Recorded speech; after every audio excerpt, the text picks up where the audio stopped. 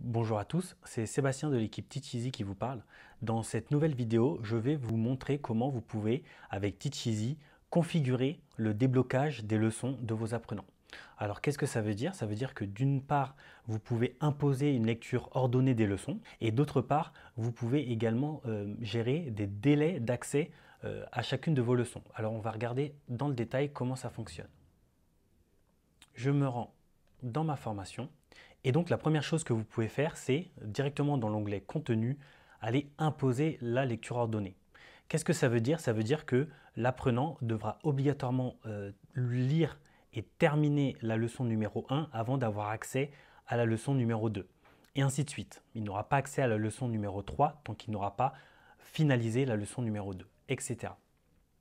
Donc c'est pas très compliqué, il suffit de cliquer ici et c'est fait. Donc ce qu'il faut savoir, c'est que toutes les modifications que vous faites sont immédiatement répercutées pour tous vos apprenants. Donc si vous avez des apprenants qui ont déjà accès à vos leçons, ils se verront imposer cette fameuse lecture ordonnée, sauf pour les leçons qu'ils ont déjà regardées.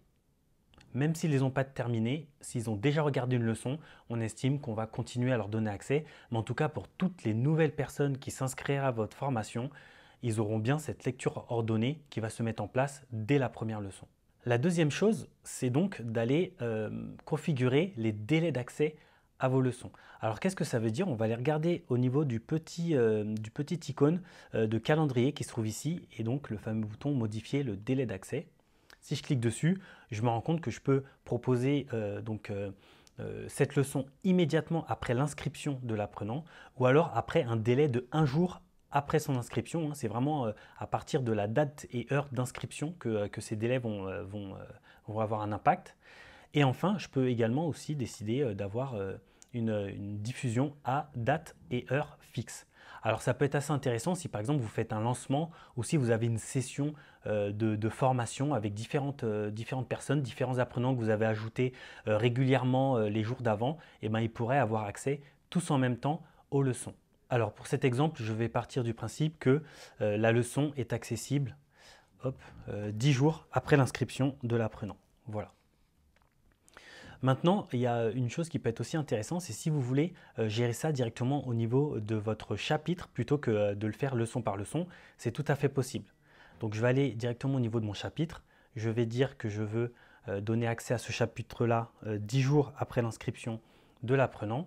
Je vais mettre à jour et là, on va me proposer soit d'aller écraser les configurations qui étaient déjà existantes sur chacune de mes leçons ou alors de l'appliquer juste sur les leçons qui n'avaient pas encore de configuration.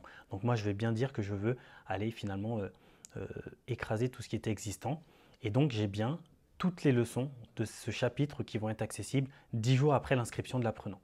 Alors je précise que la même règle que tout à l'heure s'applique ici, c'est-à-dire que si un apprenant a déjà regardé une leçon, on part du principe qu'il y a déjà accès, donc ces délais ne vont pas s'appliquer. Par contre, pour toutes les personnes qui n'ont pas encore lu une leçon, ou bien évidemment pour tous les nouveaux apprenants, ces délais vont se mettre en place.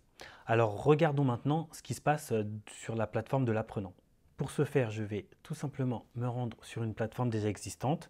Je vais aller rafraîchir la page et si je vais donc au niveau de la formation, je vois bien immédiatement que la première leçon est accessible. Les prochaines leçons sont bien accessibles plus tard, donc elles sont bien bloquées et l'apprenant ne peut pas cliquer dessus, ne peut pas avoir accès à ces leçons tant que les configurations ne le permettent pas. Alors je le précise quand même, si j'ai accès à la leçon personnaliser son espace, c'est bel et bien parce que j'avais déjà lu cette fameuse leçon auparavant et en l'occurrence il y a 4 jours.